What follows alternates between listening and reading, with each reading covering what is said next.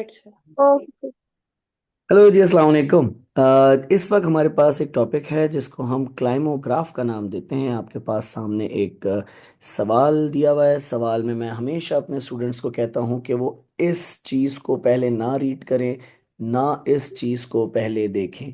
कोई भी ग्राफ, कोई भी पाई चार्ट, कोई भी तस्वीर, कोई भी डेटा पहले देखने की ज़रूरत नहीं है, पहले उसके सवाल पे पहुंचने की ज़रूरत है। तो हमारे पास सवाल यहाँ मौजूद है। तो हम सवाल को देखेंगे और सवाल को देखने के बाद पढ़ते हैं कि हमसे एग्जामिनर पूछ क्या रहा है। वो पूछ रहा है, for how many months Karachi experience less than 10 mm rainfall. ये जो 10 mm की से कम की रेनफॉल है, इसको हमें देखना है। तो हमने जल्दी से देखना शुरू कर दिया कि 10 से कम, यानी मतलब 10 को नहीं लेंगे। तो हमारे पास कौन कौन से महीने थे जिसमें 10 से कम थी बारिश। अगर आप देखें तो बारिश चल रही है यहाँ, यह है 10। तो ये जो लाइन चल रही है, इस लाइन से नीचे नीचे देखना है, इससे ऊपर वाले को नहीं लेना। तो पहले हम ऊपर वाले काउंट कर लेते हैं कि कितने। हम 10 को भी नहीं लेंगे तो एक महीना ये हो गया। हम 10 से ऊपर वाला भी नहीं लेंगे तो ये दो हो गए। 10 से ऊपर एक और ये आ गया, तीन, ये चार, ये पाँच। तो 5 महीने हमारे पास 12 में से ऐसे हैं जो कि ज्यादा बारिश हो रही है, 10 या 10 से ज्यादा। तो हमने आंसर निकाल लिया कि जी 7 महीने ऐसे हैं जिसमें बारिश 10 mm से लेस हो रही है। तो ये हमारा आंसर हो गया। आई होप कि आपको ये बात समझ आ गई होगी। ऑन एंड फातिमा, आपको ये बात समझ आई बेटा? Yes sir. All right. अगले सवाल में बी में उसने पूछा है हमसे कि हमें ये बताइए कि ये जो टोटल रेनफॉल है कराची में, ये टोटल रेनफॉल कराची में जुलाई से सितंबर में कितनी बारिश हो रही है। तो हम सिर्फ और सिर्फ जुलाई से सितंबर पे नजर रखेंगे। तो जुलाई से सितंबर हमारा ये रहा, ये 3 महीने, जुलाई अगस्त एंड सितंबर। तो हमने क्या किया, हमने इन 3 महीनों की बारिश को टोटल करना है। जुलाई अगस्त एंड सितंबर, तो हमें टोटल बारिश मिल जाएगी इन महीनों की। ठीक है। हम गए, हमने यस जल्दी सर। से चेक किया कि हमारे पास यहाँ तक क्या लाइन आ रही है। हमने जब चेक किया तो हमने देखा कि ये कुछ 85 के करीब है। हमें लगा 86 87 है, लेकिन हमने आसान जवाब निकालने के लिए, फिलहाल अभी बात समझने के लिए, 85 लिख लिया। हमें यहाँ पे भी नज़र आया कि 70 और 60 के बीच में जो लाइन है, ये कुछ 66 67 बन रही है, लेकिन हमने अपनी अंडरस्टैंडिंग इन राउंड फिगर करने के लिए उसको 65 ले लिया। This is just in case, वरना हम सही से एक्चुअल फिगर ही लेते हैं। हमें आसान सवाल का जवाब निकालना है अभी, ताकि हमें बात समझ आए, इसलिए हमने 85 और 65 ले लिया। It could have been 87 and 77 और 67 आई शुड से। तो ये हमने किया और फिर हमने सितंबर देखा। तो सितंबर में हमारे पास 20 तक वो लाइन जा रही है, आगे तक, यहाँ तक। ठीक है।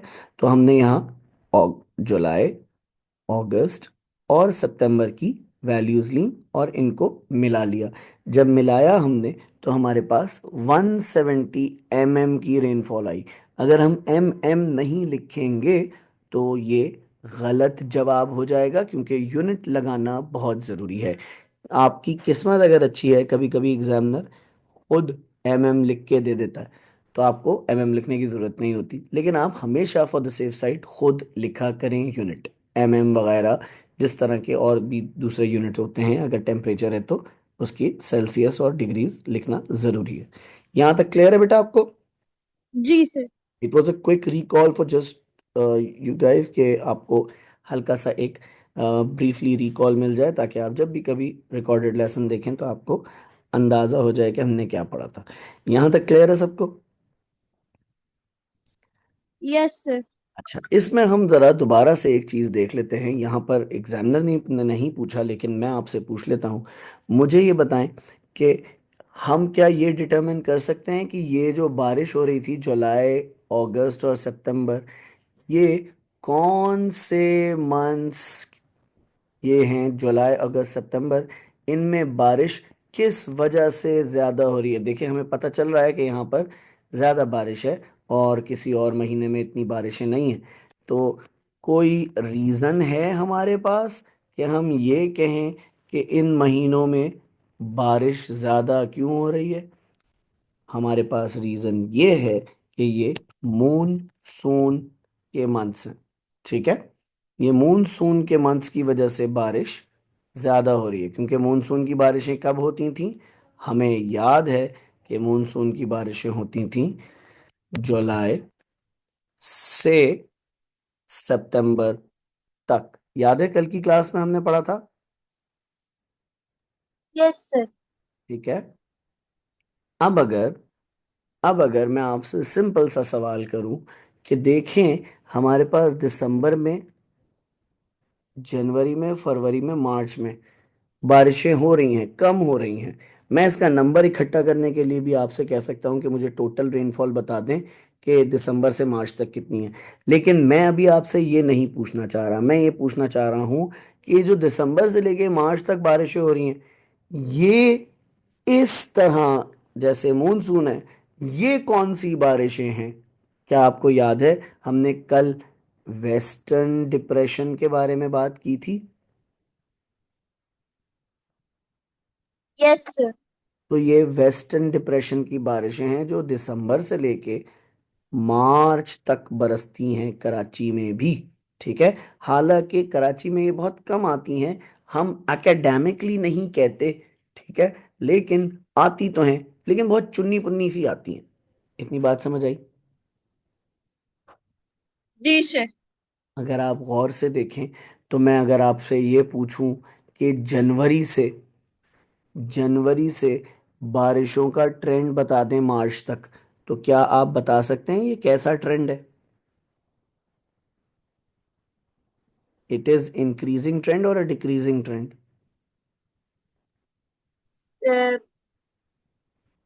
ये जो जनवरी से, फरवरी से और मार्च तक बारिशें हो इंक्रीज। रही हैं, क्या ये डिक्रीजिंग।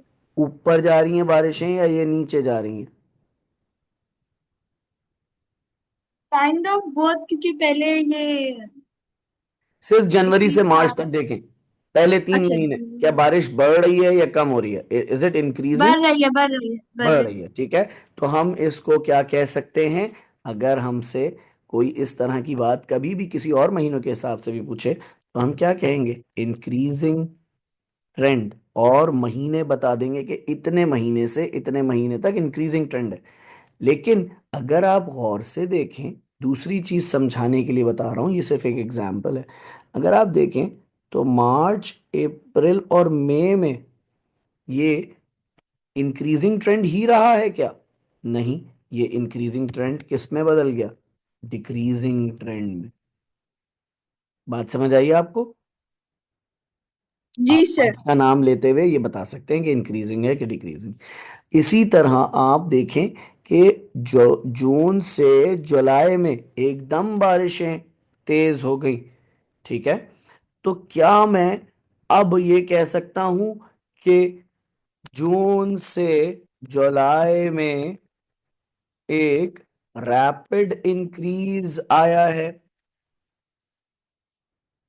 क्या मैं ये बात कह सकता हूं? अब इसकी इंग्लिश बना लीजिएगा आप। यहां तक बात समझ आ रही है सबको? जी सर। आखिरी चीज मैं आपको इसी तरह आप डिक्रीज के बारे में भी बात कर सकते हैं।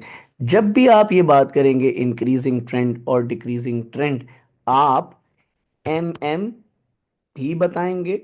ठीक है, कि कितनी, कितने से इंक्रीज हो रहा है और कितने से डिक्रीज हो रहा है, डिफरेंस बता सकते हैं। या आप ये बता सकते हैं किस मंथ में कितना था, मंथ बताएंगे। ठीक है, और बताएंगे, ताकि आपके पास एक चीज हो वैलिड कि जी जून में इतनी थी और जुलाई में इतनी थी। ठीक है, ताकि इंक्रीज डिक्रीज आप वेरीफाई कर सके। ठीक है, यस सर।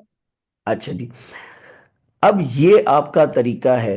अब अगर मैं आपसे ओवरऑल कहूं कि मुझे एनुअल रेनफॉल बता दें जी कराची की, पूरे साल की बारिश बता दें, तो या तो आप सारे महीने प्लस करके बता दें कि जी इतनी बारिश होती है पाकिस्तान कराची में सारा साल, तो ठीक है, आप 12 महीनों को प्लस कर लें।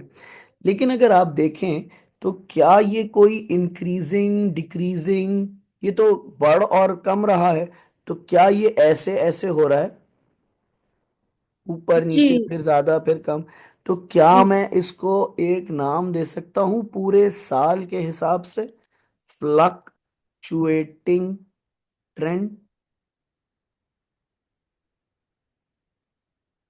बारिश कम ज्यादा होती ही रहती है हमारे पास, क्या मैं ये भी कह सकता हूं इसको, अगर ओवरऑल साल के लिए कहूं? Yes sir.